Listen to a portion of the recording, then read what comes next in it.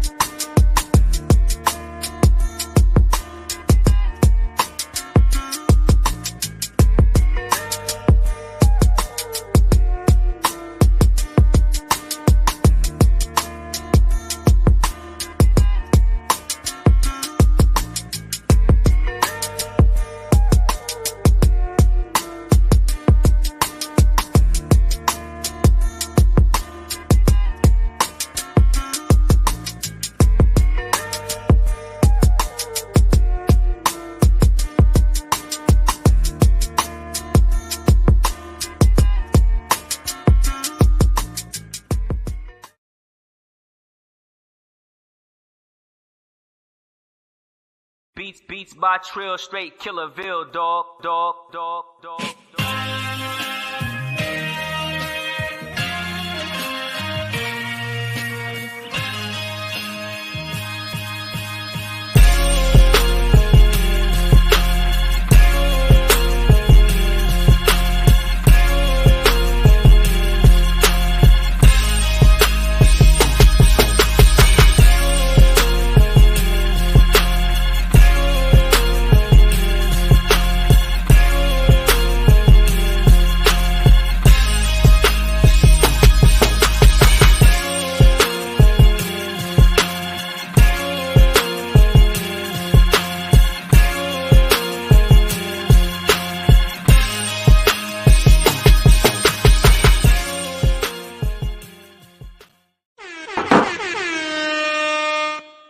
What's good? What's good? We are back live from Fayettenam, home of J. Cole, home of Dennis Smith Jr., home of Affion Crockett, home of Dennis L.A. White, Moray, and two-time Super Bowl champ Joshua Williams. How y'all feeling tonight?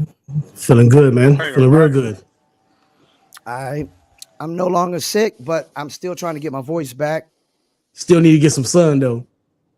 Yeah, that too. Last week, we brought you a special guest. We had a producer on. We had PF Cut, and this week we're gonna bring on another producer extraordinaire. He produced for the likes of Ludacris, 50 Cent, Dr. Dre, Kendrick Lamar, and much, much more. Let's bring him on. D.R.U.G.S Beats. Yo, Drugs, what's up, good, man? How y'all be, brothers? Good, we good. Right. It's good. What's up? Appreciate you coming on. Thanks for having me. Hey, we appreciate it, man. I'm gonna let Mr. J start it off with the questions tonight because you're his guest that he set up tonight. Okay, good. What's good, man? What's Good up, to have you on. We've been trying to get you on here, kind of missing back and forth. Yeah, man. You know what I'm saying? Life busy, man. Especially me being like back and forth from like North Carolina to Los Angeles. You know what I'm saying? There's a lot going on. Man. So yeah. So, on that tip, man, how do you feel about everything you got going on? How do you feel about just the mode and the motion that you've been on? I mean, well, I don't know, man. It's kind of a hit and miss. You know what I mean? Because for like a lot of people who know, what was it? 2021, like I had like a major car accident that almost took my life. You know what I'm saying? To a point where I couldn't walk for a long time. Like I couldn't move. So it kind of like, kind of took me away from the movement. And right when I was getting right back off in it, my granddaughter died. Wow. So like around like that time, and I was just like, I don't even want to be around. You know what I'm saying? Like I don't want to talk to nobody. I don't want to be around nobody. You know what I mean? So me going through like a kind of like a year of depression.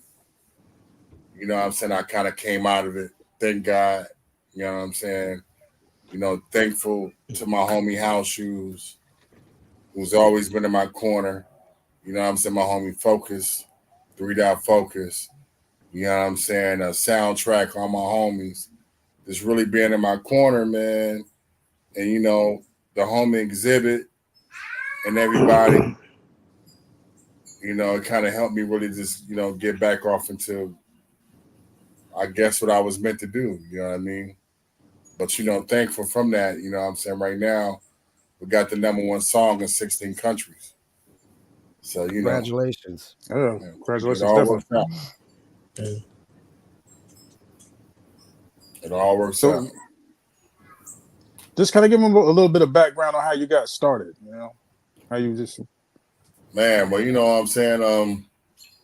I'm an 80s baby, bro. You know what I'm saying? I was born in 1980. My mom was like my greatest inspiration. You know what I'm saying? Because, like, if you go back and look at like my earlier videos or whatever, I explained to you like my mother taught me how to dig for records. Well, I don't think she knew what she was doing at that point in time, but like she would give me such a history on artists and records and just vinyl, man, and like this was how me and my mother bonded. She would take me to record stores. Like I'm from Atlanta, so me being from Atlanta, like people who know like Turtles records and stuff like that, like you know what I'm saying.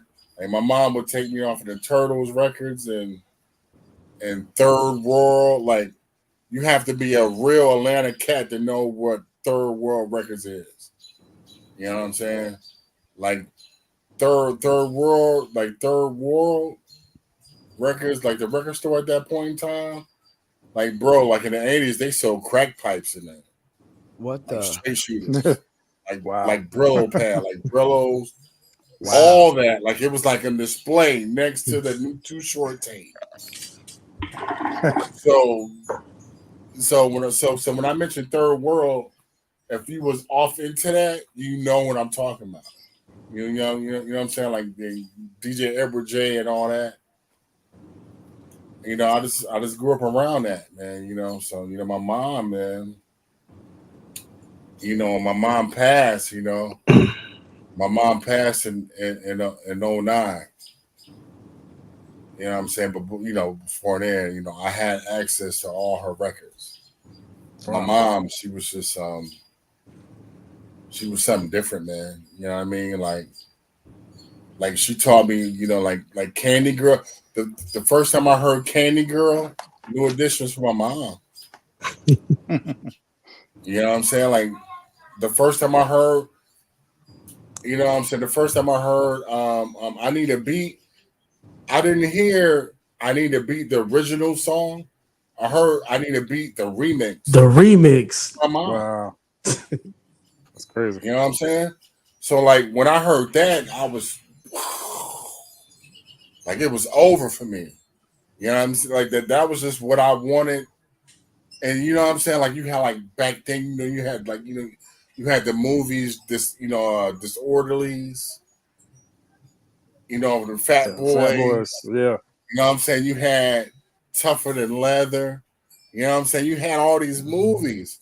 You know what I'm saying? Like a lot of cats think like Master P was like the first one to really come with like black movies. Nah, man. Nah. It was way before that.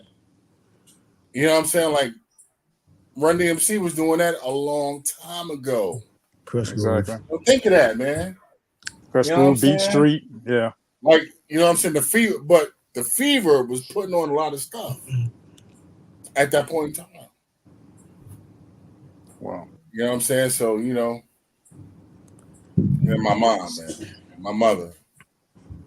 You know See, she's been a heavy influence. Heavy influence. My mother. So let's delve into kind of how you got the placement. One of your biggest placements on the Chronic, on the Compton soundtrack. Yeah. I mean, me dealing with Dre, like that was like in the pipeline for a long time. Like it was inevitable. It was going to happen. You know what I'm saying? But that came from me dealing with Focus. You know what I'm saying? Like Focus, that's my brother. You know what I'm saying? Like Focus, man. That's my brother. You know what I mean? So, but for people who may not be familiar with Focus, give a little background. Focus 3 Dot. Focus 3 Dot. If you don't know who Focus 3 Dot is, that's like you not knowing who P Rock is. That's like you not knowing who Jay Dilla is, man. You know what I'm saying? I don't know. Man.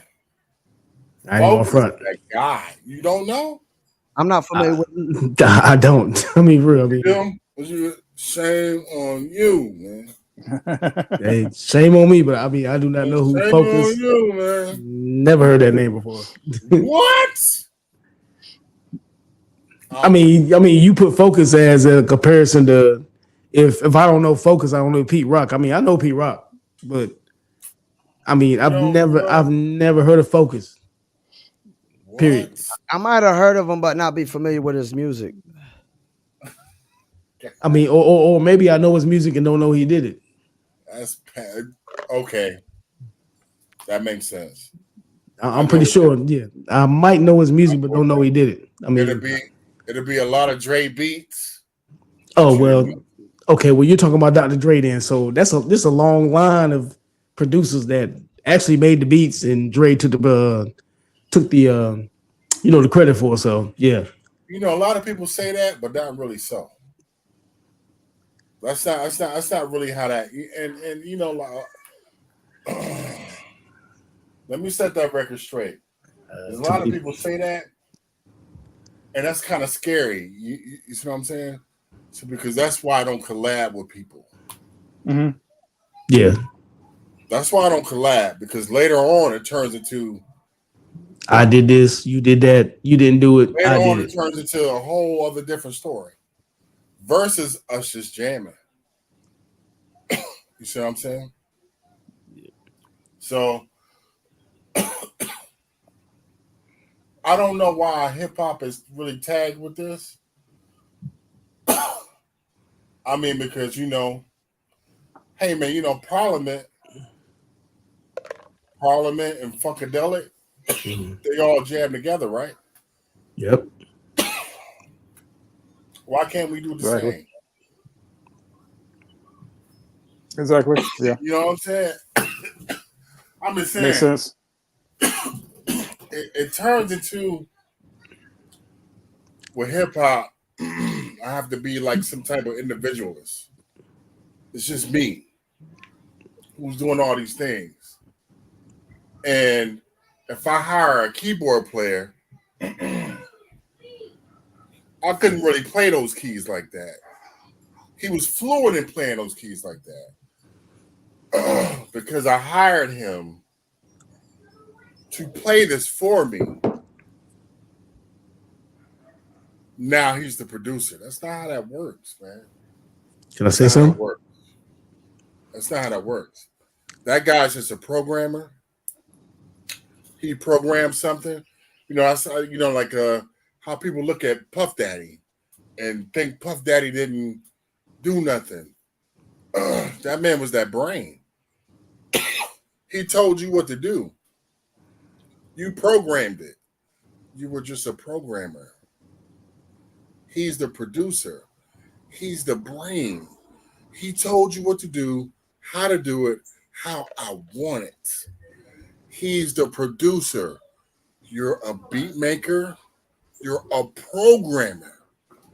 That's it. But nothing else.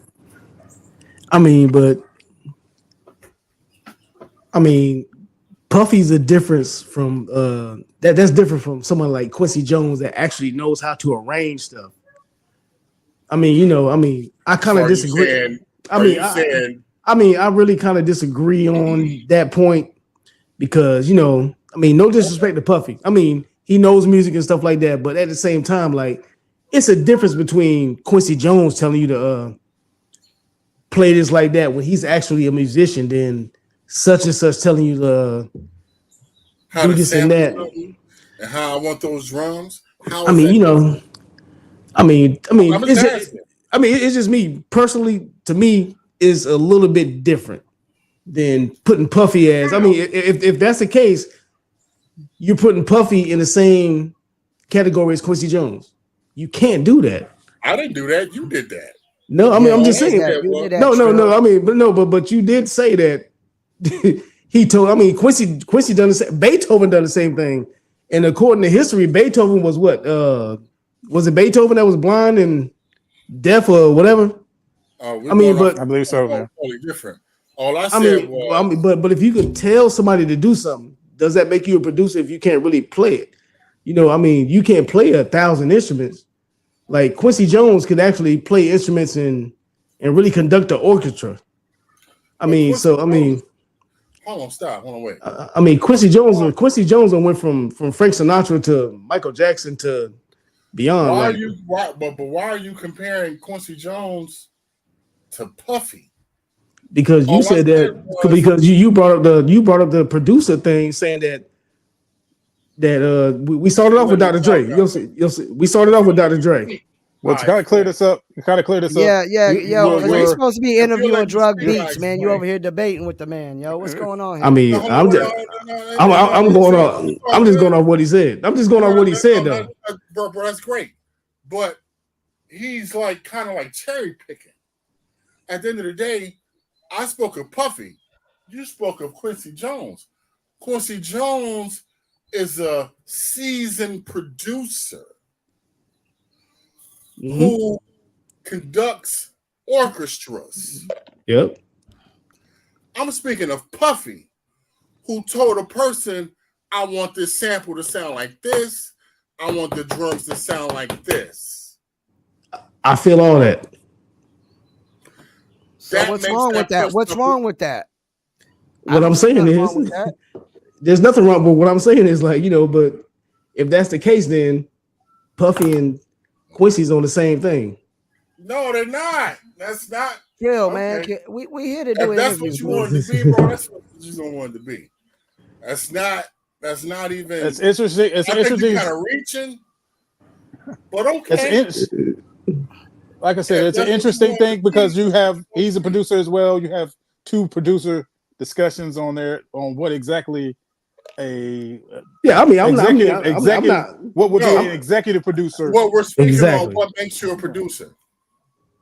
What makes you a producer? You being able to program something does not make you a producer, bro. I can tell you. I know that. Yeah, I know that part. Yeah. I can tell you what to do. I can say I cannot know how to work the MPC at all. I can simply say, I want this at this bar, this here, blah, blah, blah, blah. Can you piece this together for me? That makes me the producer. I know that. Programmer, bro. You're just programming what I asked you to do. I mean, I have a different take on that. I mean, because with hip hop, saying hip hop is on a different standard than everything else. Well, not really.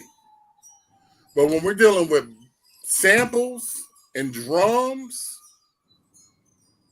yeah. If I say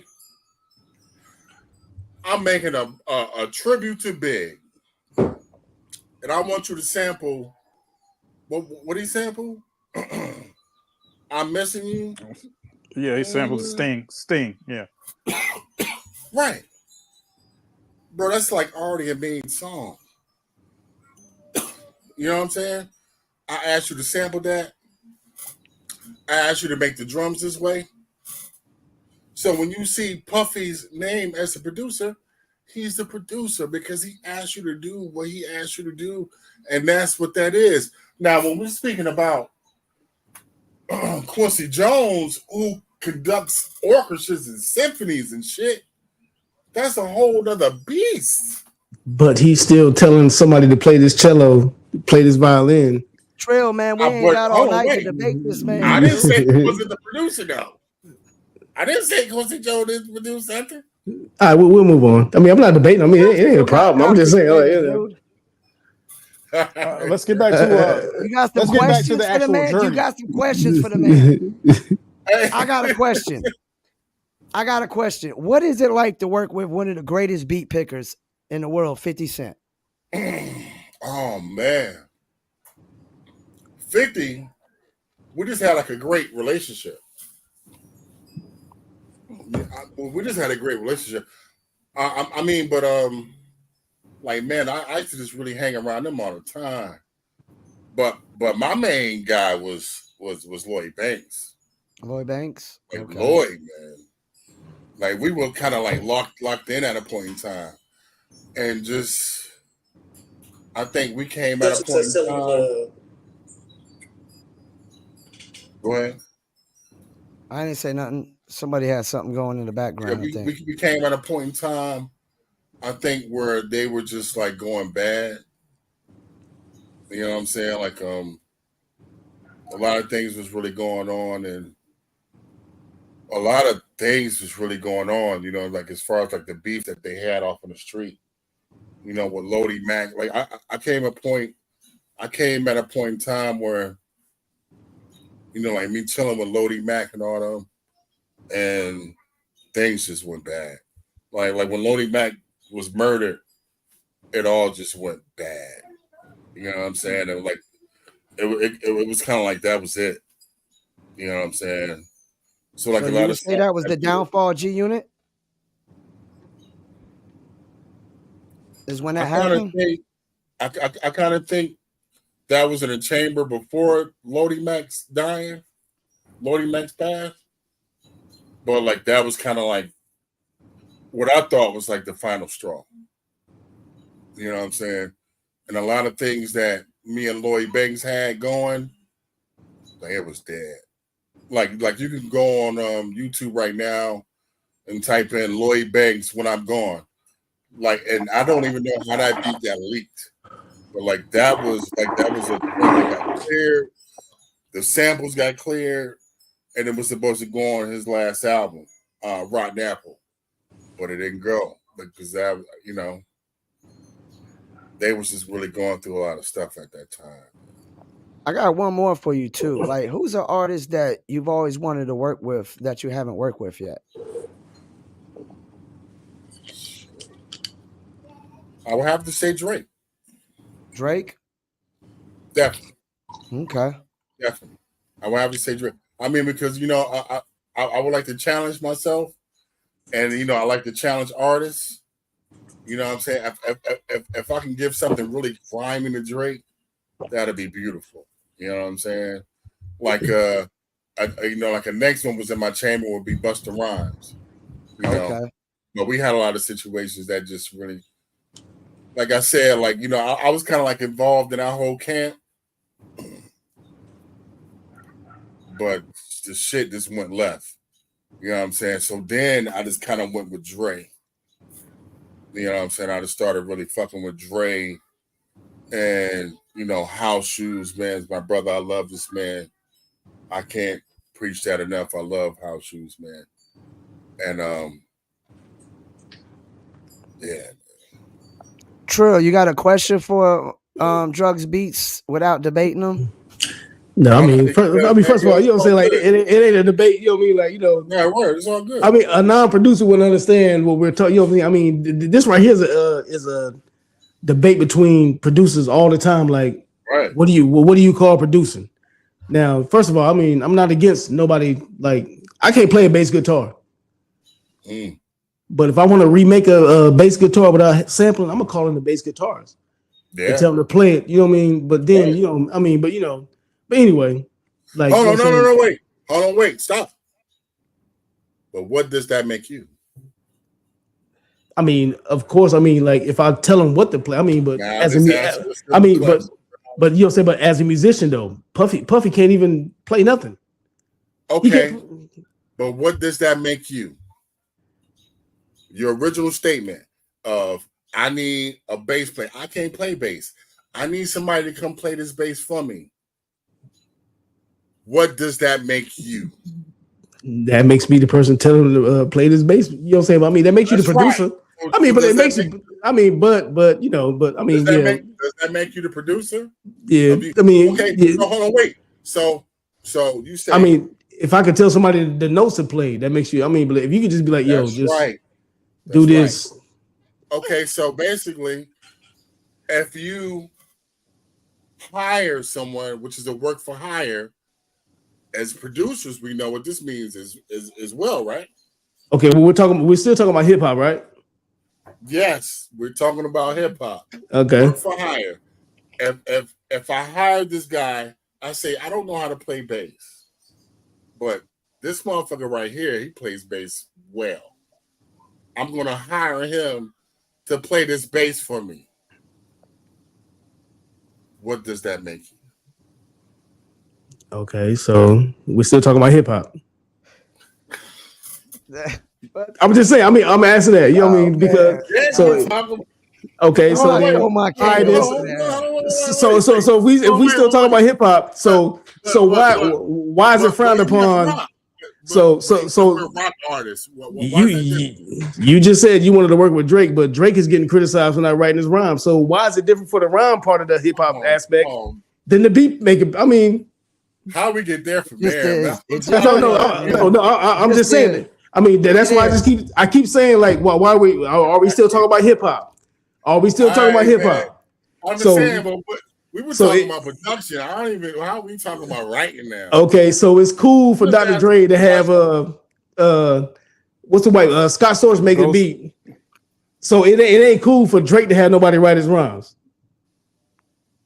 I don't even know how we got there. I didn't say that. I'm just doing the contrast on it. Like, you know what I mean? If we're talking about production, I ain't even talking about lyrics. I just kept asking you what we talking about hip hop. Hey, bro, listen. If you gonna make it work for you, bro, make it work for you. Hey, I'm just saying. I'm just asking the question though. All I'm saying is, I'm just asking the question. Like, you can play bass.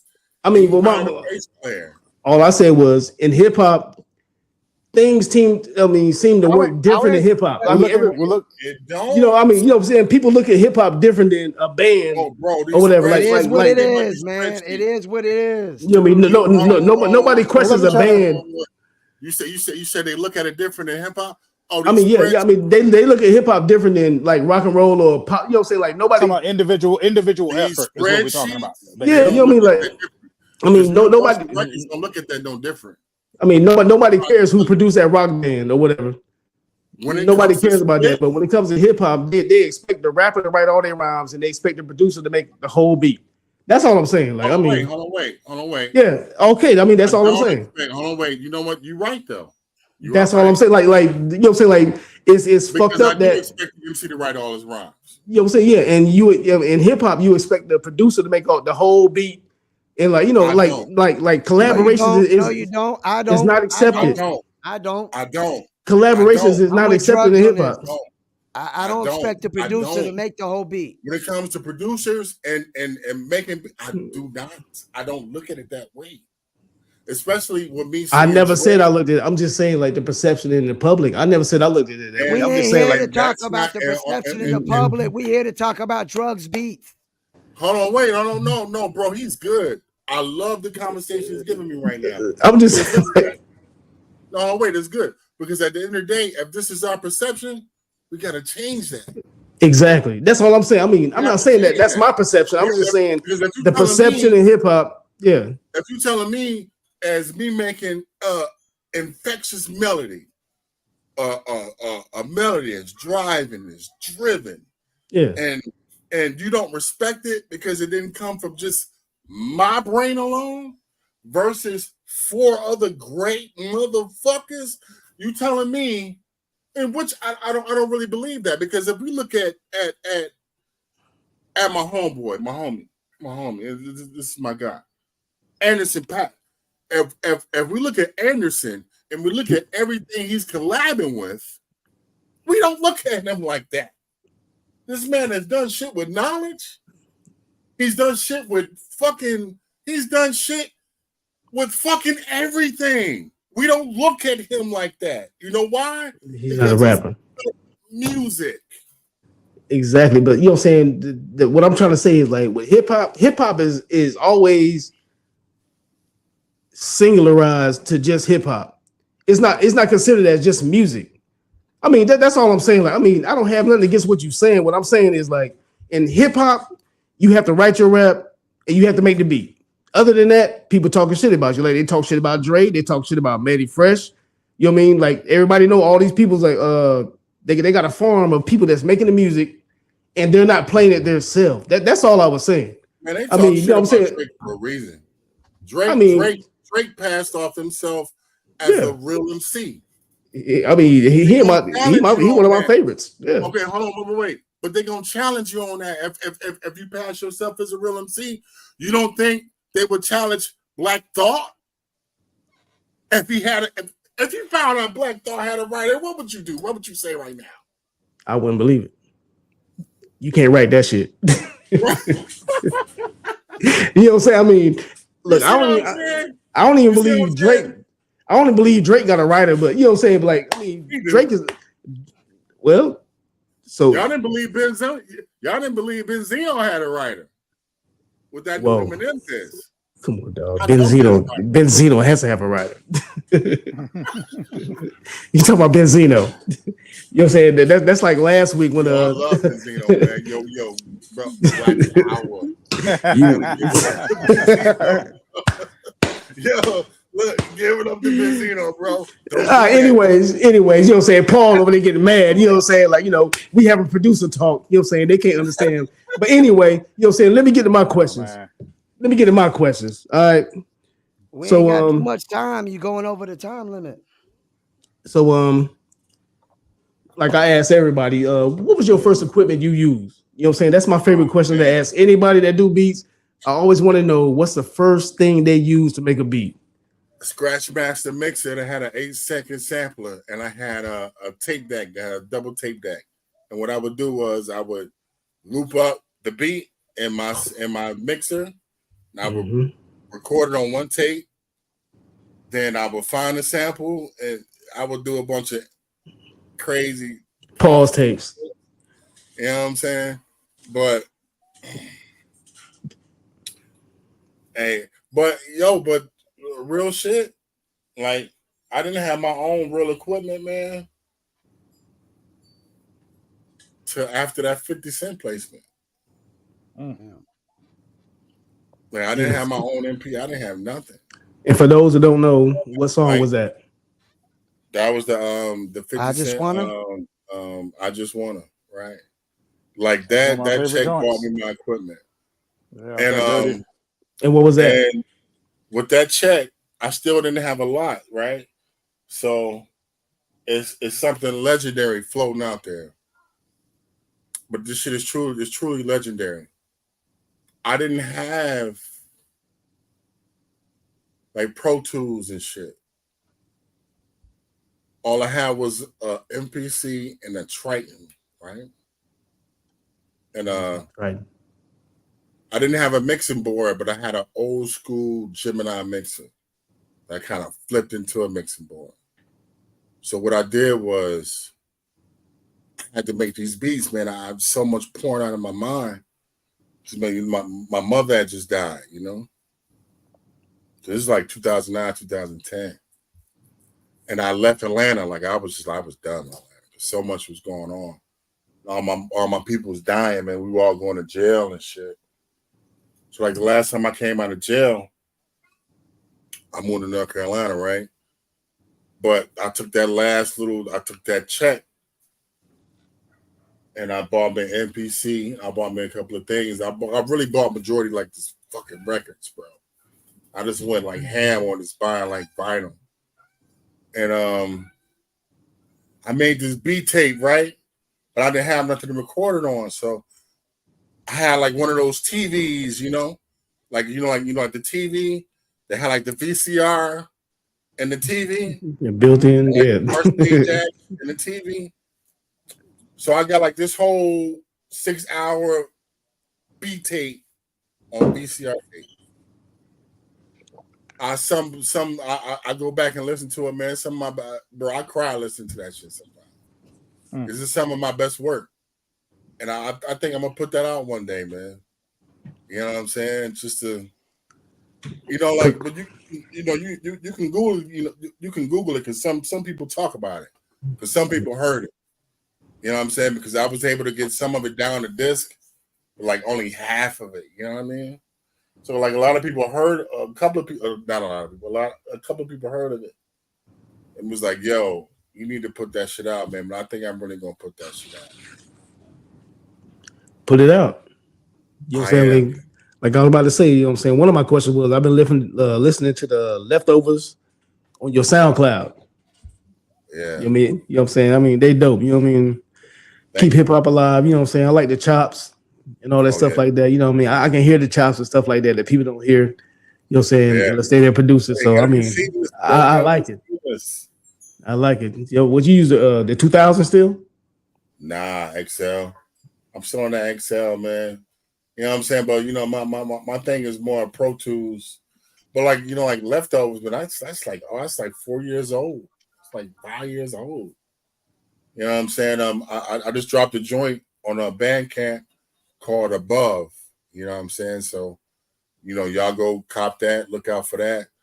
You know what I'm saying? That's much more updated beats.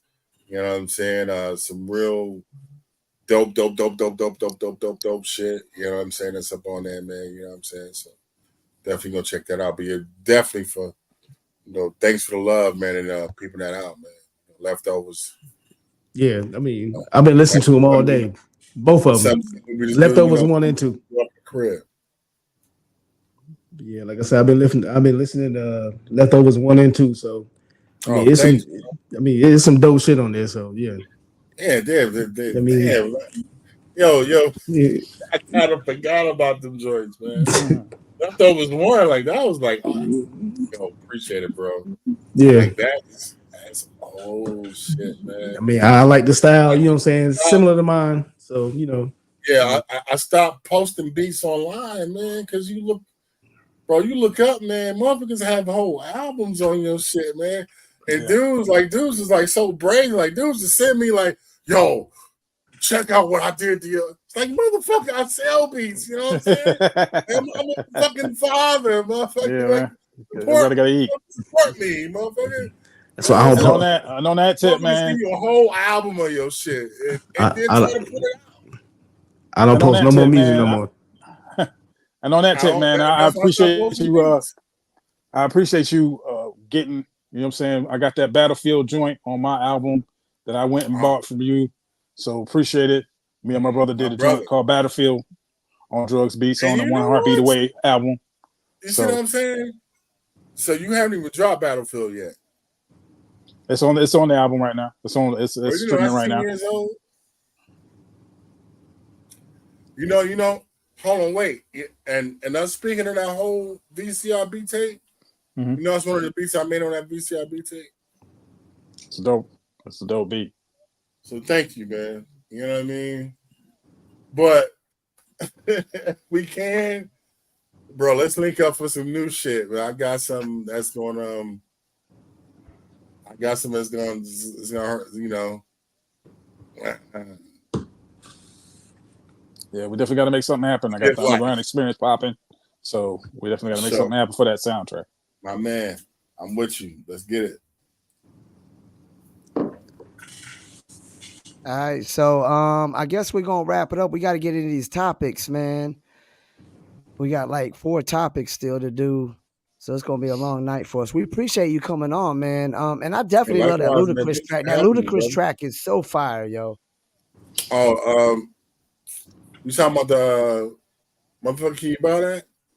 Yeah. You know the story behind that? Nah, tell us. So which is my brother now, because there was a point in time, like motherfuckers was trying to kill Killer Mike over that. Oh shit! Where he jacked that beat from Ludacris.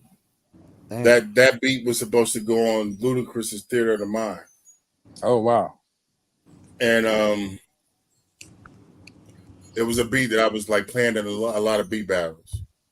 I won a lot of beat battles with that beat. You know what I'm saying? And it was something I threw the little, I threw the Luda. It was going on his album. But my homie Rocky D the Legend. Now a lot of people don't know who Rocky D the Legend is. Rocky D the Legend, if you know the song Kryptonite, he was the first one on the song Kryptonite. Right. Purple Ribbon. Which I had a big relationship with them. One of my beats is the reason why Killer Mike and Big Boy from Outkast fell out. Damn. Because I got shit with Big Boy from Outkast too. We were all homies at a point in time. You know what I'm saying? So right when that beat was copped up by Ludacris, man, Rocky D the Legend recorded to the beat and put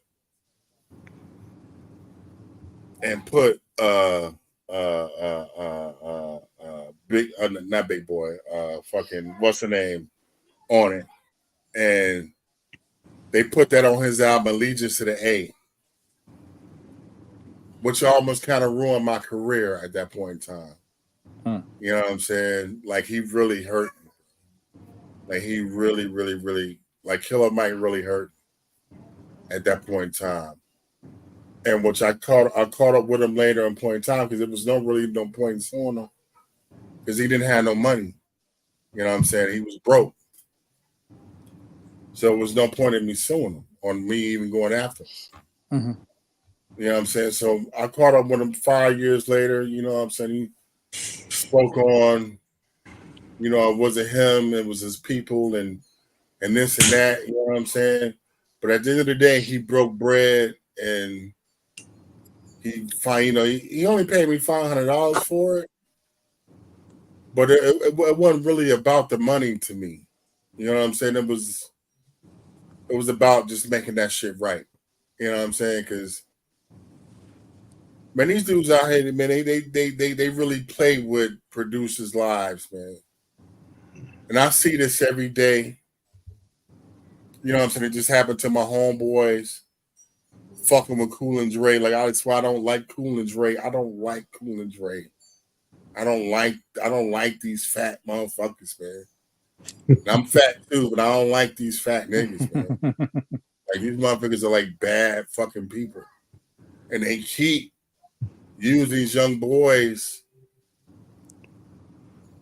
to rob them of their publishing, their fame, rob them of it, of everything. And what they just did to the mercenaries, man, I really don't like these dudes. I don't fuck with Meek Mill. I don't fuck with Fat Ross and that shit. And what they keep doing, what they did was wrong. You know what I'm saying? But, bro, I've dealt with this shit so many times, dealing with these motherfuckers, man. I've dealt with this shit so much, bro. Every big placement I've had, I kind of found out later on. You feel what I'm saying? Like every placement I had, except for 50 Cent and Dre, where they handled they shit right. Everything else I found out later on. You know how I found out? A motherfucker hit me on Facebook and was like, "Yo, congratulations! Congratulations for what? What are you talking about?" Boom! Motherfucker, I've already made a video of this shit. My beat, like everything, everywhere. It's like, what the fuck? I mean, how do you get your beats though? When are you gonna call my management? When are you gonna call any of us? I mean, how did they get your beats though? Like, I mean, you had to put it out there somewhere. No. You're right. So this comes with sending your homeboys beats. Well, Paul, I sent you a whole folder. You send your homeboy a whole folder, some shit. Somehow, Griselda got your shit. Well, we only using Trillanoyx on the podcast, so you good to go. Nigga, it's some shit. And look, here's the thing, man. So I told the old boy, you know what? You talking all this crazy shit? I don't even want that money. I'd rather have a fade. Just give me a fade, just me and you, just 15 minutes. Just give me 5 minutes in the room with you, and we even. With that whole shit with the Griselda and the Worry joint on what is it? Conway Presents. Motherfucker took my shit. I don't even know how he got my beat. Wow. I don't know how they got that shit. It's on that project to this day. It's put on the project now. They had me submit some shit. I just of what, a $500 payment. I don't even want that money, nigga. Fuck that money. I don't need that shit. But that shit your homeboy talking. And he fucking keep talking. Man, just put me in a room with him. And you can keep that money. And that's me saying that shit on the record. I ain't post that shit nowhere. It ain't gonna be nowhere. I ain't gonna promote that shit nowhere, nigga. And everybody know that be. But that shit you talking, bro, this just me and you. This is just me and you. Yeah. You know what salt smells like? Hey, man, Pedro, turn off both of those eyes on the stove. Yes, sir. Well, we about to wrap it up, man. We appreciate you coming on. We still got a whole hour to go, probably, of topics. My brothers, man, thank y'all for having me. I appreciate you. You know what I mean? Yeah, well, please have me again. We will. Anytime you want to come on, just let us know. Oh, for sure, brothers. All right. Word. Enjoy your night. night. Make some happen. Love. All right. Peace. All right, fellas. I don't know if Mutate Guy's going to make it. But before we get into the topics, we got to play this tribute for the first topic, and it's for Boss. We'll be back in like a minute.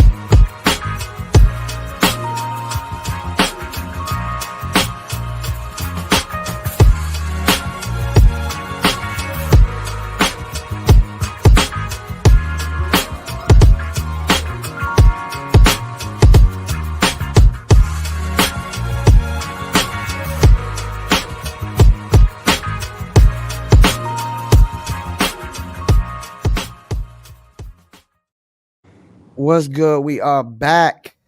Wow, that was a 51-minute interview right there, dude. Hey,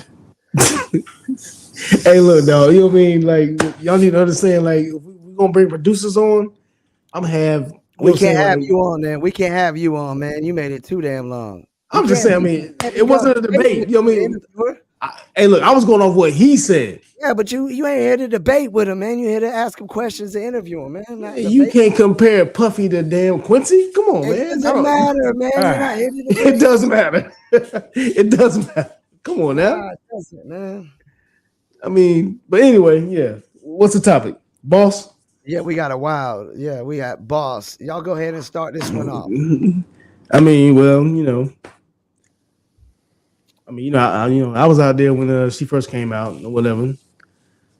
You know what I mean? I don't know her whole catalog, but you know, but to me, she was the first gangster female rapper though. So I mean, she holds that title until you know her career got shut down because they found out she was from the suburbs. You know what I mean? They found out that she wasn't from the streets like that. You know, but you know, at the same time, I mean, she still had a contribution to hip hop. So, you know, rest in peace. Is she the first gangster female rapper? I mean, as far as I know, yeah. That's I'm talking about, like official gangster. Like, she had one song that was on, what movie was that? She had that one song like, I don't give a fuck, not a single fuck. Not, you know what I'm saying? I mean, that was unheard of for a female rapper back then. So and just so you know, we're supposed to have another guest on later tonight, but he's got to wait a little bit longer now. Who? What? You didn't tell us that. Well, that's why we're not supposed to have hour-long interviews either. Hey. 20, 30 minutes max, man.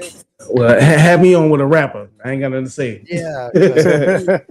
You know what I'm saying? I didn't see you debate P.F. Cut like that. Hey, because he didn't compare Puffy to Quincy. You know what I'm saying? Puffy ain't no producer, man. Come on, dog. I don't care what nobody say. I mean, but you know, we'll move past. You know what I'm saying? We gonna Jay, you know say, hey, look, with Boss and her impact on hip hop. Well, bottom line for of course, rest in peace, Boss. She was one of the most popular female rappers of her era. She had a real impact when she came out.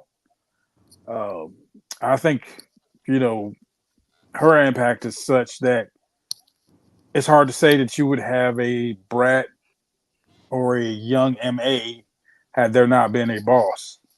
I think it's difficult to say that without her. And for someone who had, she did have, I guess, a album later on in her career outside of the one she dropped on Def Jam. But that album, you know, the Boss album, has just had so much impact, and to this day, the recipe of on that joint is just one of those classic joints. I mean, it's interesting that it even outlived or outweighed her background. You know, people started finding out exactly, you know, that she wasn't exactly from the streets like that. She wasn't, you know, doing all these things, but she had been in the presence of so many other rappers, hardcore rappers, done stuff with Spice One, a collaboration with like Trax, stuff like that. So her presence and her skill kind of outweighed her background. And I will say that it's funny that today in 2024, that wouldn't fly. You know what I mean? Like, I mean, nowadays, all the dudes today, we know they're not real gangsters. They ain't out here in them streets. But it's funny that back in what was that, like 90? 93. 93? When she dropped the album. You know what I mean? 93? You know what I'm saying? I mean, that's back when hip hop was official. Like, you had to be about what you was talking about. I mean, that's when hip hop was really starting to come forward. 93, 94, I mean, that sound came through. I mean, yeah. That sound came through. You know, like I tell everybody, look, you know what I'm saying? 92 was the year that changed everything in hip hop. You know what I'm saying? When D.R.U.G.S, you know what I'm saying? When the Chronic and all that stuff came out, that changed everything. But, you know, it's funny how they canceled her back then, before cancel culture. And now they letting these niggas slide that ain't even about none of that life. Well, because it's more commercial now.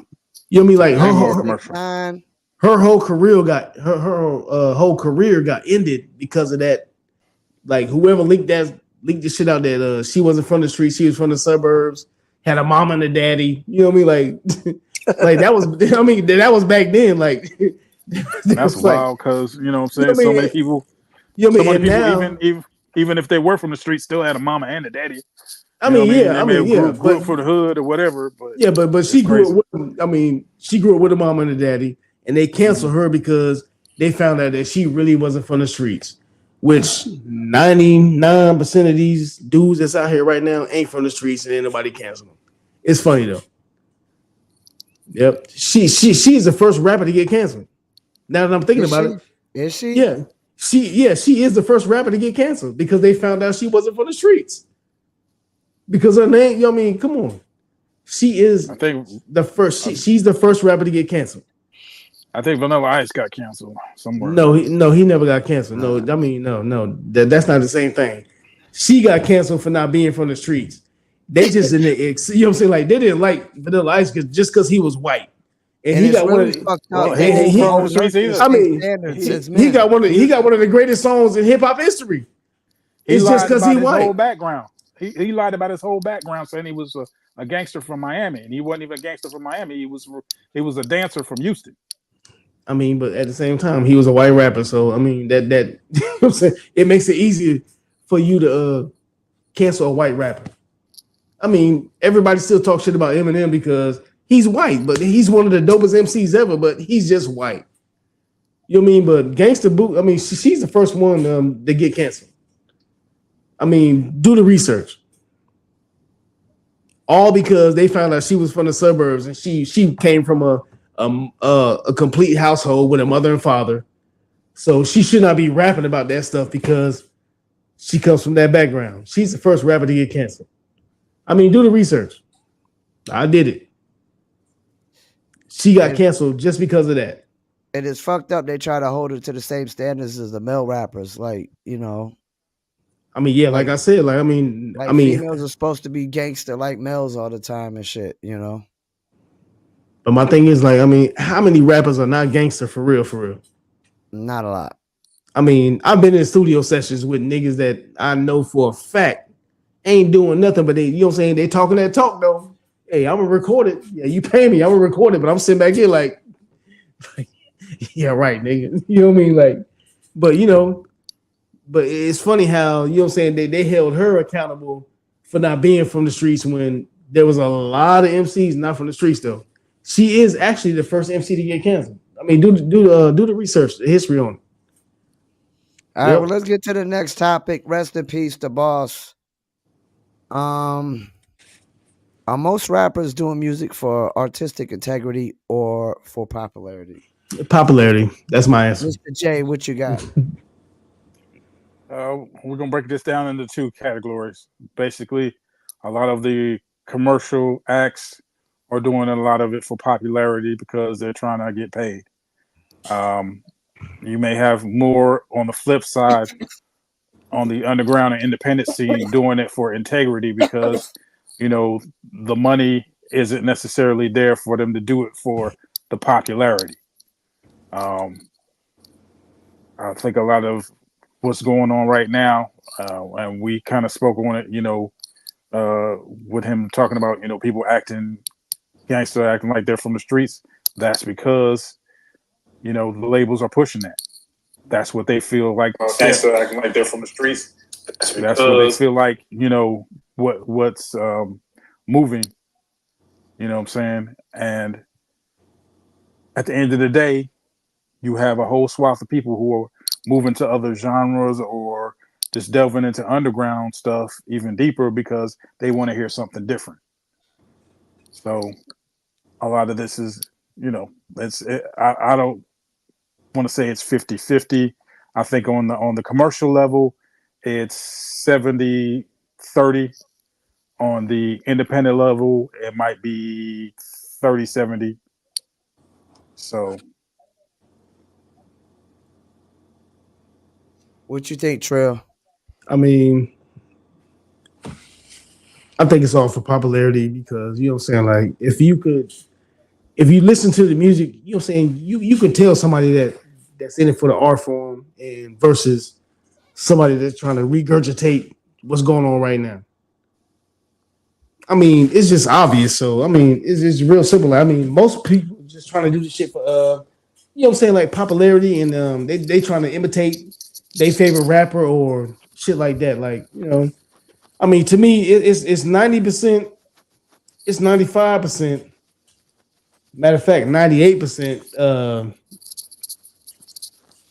just popularity, and then 2% people that really respects the art form. I mean, it's just that simple because like you don't hear nothing that really inspires you. I mean, Yeah, what you? I mean, what do you hear that inspires you? Both of y'all. not much nowadays. Not much nowadays. Exactly. I mean, so I mean, like, it goes back to what we was talking about with the streaming. You know what I'm saying? The streaming topic last week. It's like everybody's chasing, like, you know what I'm saying. They're going on you know what I'm saying, whatever streaming service they on and see who's number one. Okay, I'm gonna try to make a song like that. It's no inspiration, man. You know what I mean? It's bullshit. It's a bunch of bullshit. Like I said, I mean, I don't listen to a lot of stuff. Sometimes y'all drop names to me, I'd be like who? Like, I don't even know who they are. You know what I mean? Like, it's a bunch of repetition, regurgitation of something they didn't heard before. Like, so I mean, it's just garbage. I definitely think it's popularity. I think Yeah, nowadays, like some of these cats that are making it that are really basic, I made it where anybody thinks they can make it in the music business. and that's why we have so much bullshit coming our Yeah, way. I think anybody thinks they can make it because there's basic rappers making it, but they don't understand like the marketing and the grind and everything behind it. I don't think there's a lot of music integrity. I think cats are chasing Spotify numbers and streams and Apple streams and YouTube plays, and it's just all about views, likes, comments, and that's it. It's all about numbers. It's like the NBA, it's an analytics game. Exactly. Well, look, we got two more topics, and we got the guest we about to bring on. We're gonna get to a quick Dizzle break, and we're gonna get to his topic. We got True Raw about to come on here real soon. and we're gonna get this quick dizzle break, and we'll be right back. Tropical J.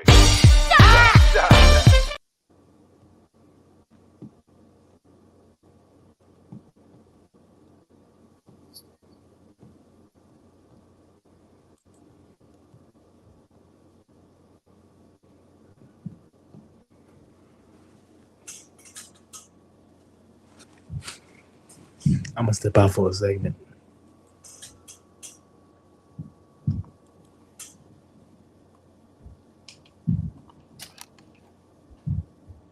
What's good? We back live from Fayettenam. Had to run to the bathroom real quick, fellas. We about to bring on True Raw. How you doing, man? What's happening? What's happening with you, bro? I see you had this post. We want to talk about, and we put up on the screen. You said, "I still ain't heard nobody in town make a better song than Murray." You Take God was supposed to be on here. He said we should have you on so you could give your perspective on that. Okay. Okay.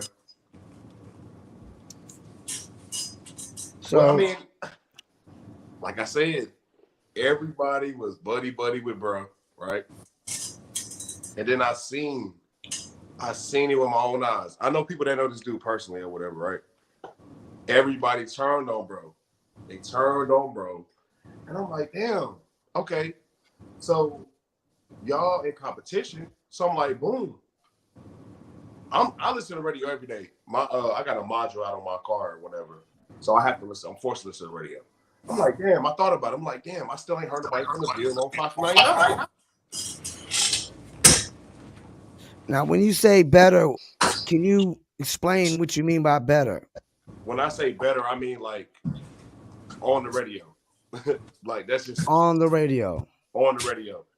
So you mean hit song, right? Yeah, it got a hit. Exactly. Yeah. A hit. You haven't heard nobody that's made a hit song like Murray. I haven't heard nobody. I see people chase it, but I haven't heard potential. I think people are so overzealous with themselves. They make a track and they're so eager to perform it because they finish a song or whatever. And it's just like they don't analyze it, they don't think, they don't sit there and get opinions from their closest people, because everybody is so like egotistical about themselves, I guess, like big-headed.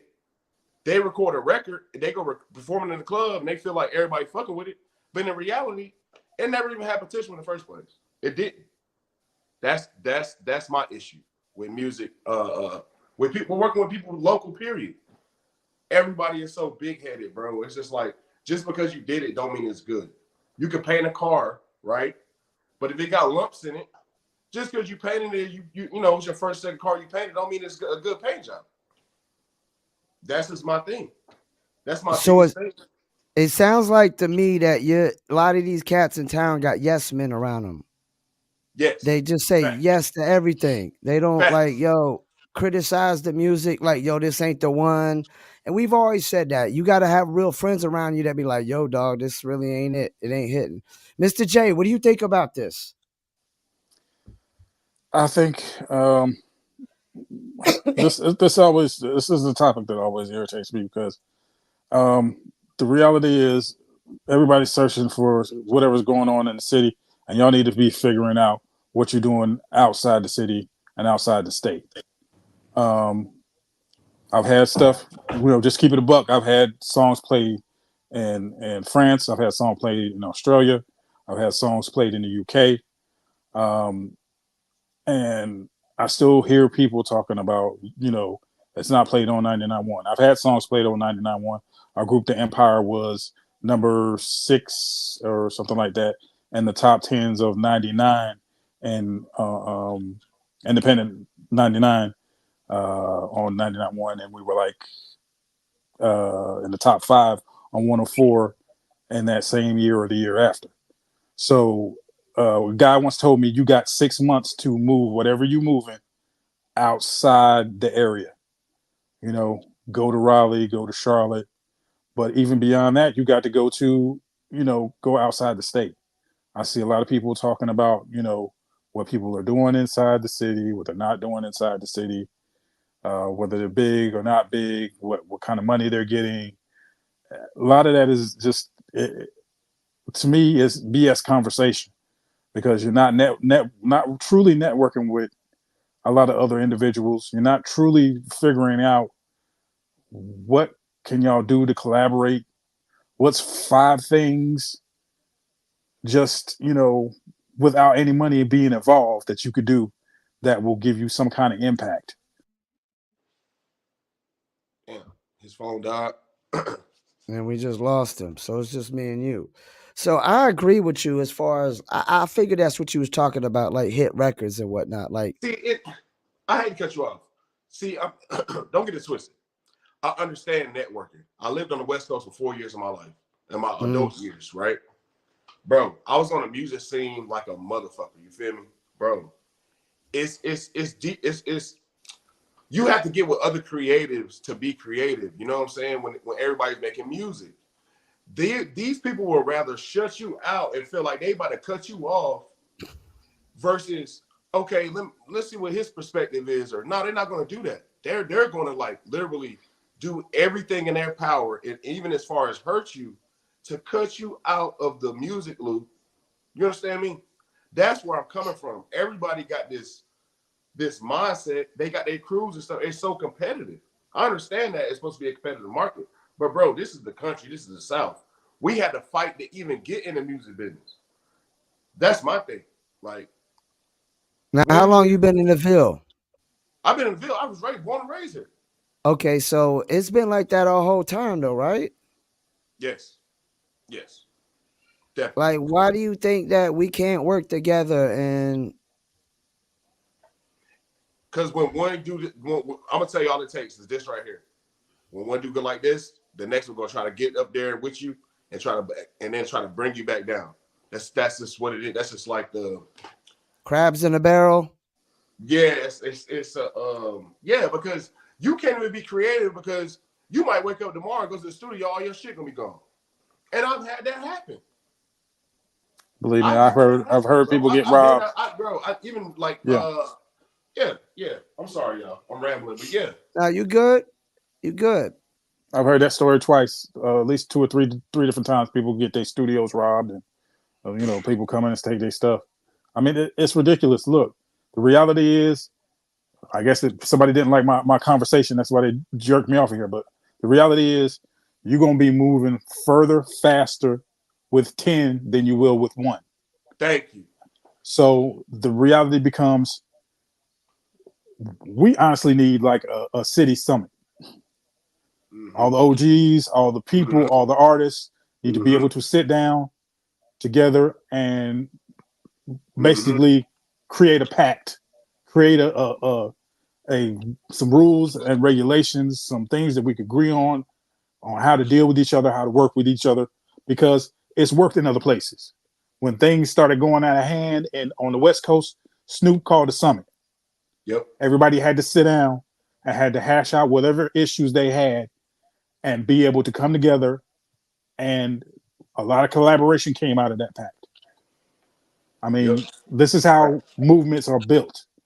New York, the birthplace, people had to go to different places and work together and pull all their resources together in order for something to happen. Same thing in the South. People had to kind of pull their resources together to be able to collaborate together for something to happen. It's got to happen here. Well, I ain't seeing that. And like I posted something. Like I said, we had to have a summit. We have to have everybody playing a part, man. And it seems like everybody's trying to play the same part. That's why we got to have a sit down. People got to be able to hash out what they're doing. It's just too much repetition and too much it's competition for nothing, because Yep. Let me say this. Everybody's definition of success is different. Yes. Right? 100%. Yep. You see what I'm saying? That's the big thing. Like,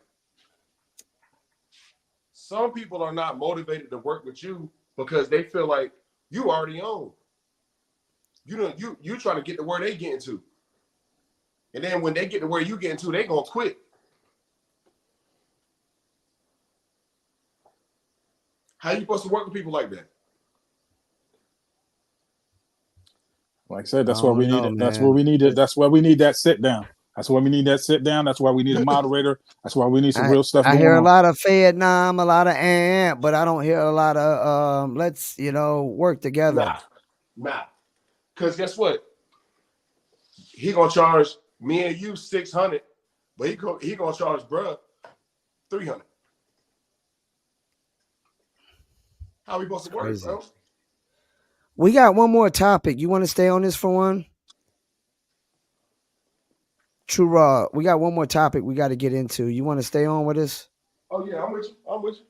All right. So James Blake exposes how last week we talked about how music streaming is brainwashed the artists. Now we're gonna talk about how it's brainwashed the fans into thinking music is free.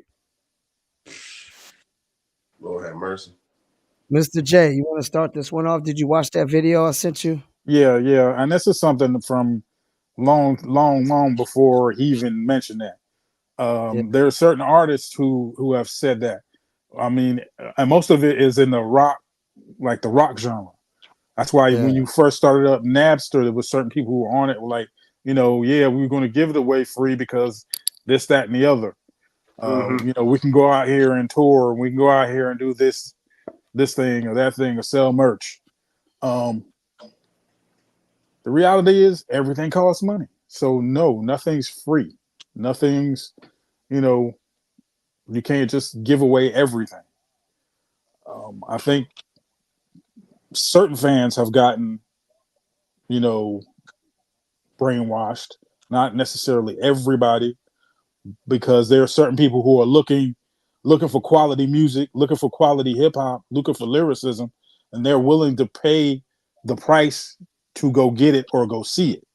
Now you have maybe a newer generation where there may be more of a majority of folks who may seem like they want that free, but they're looking at the commercial quality that they're getting and they say, I'm not going to pay for that.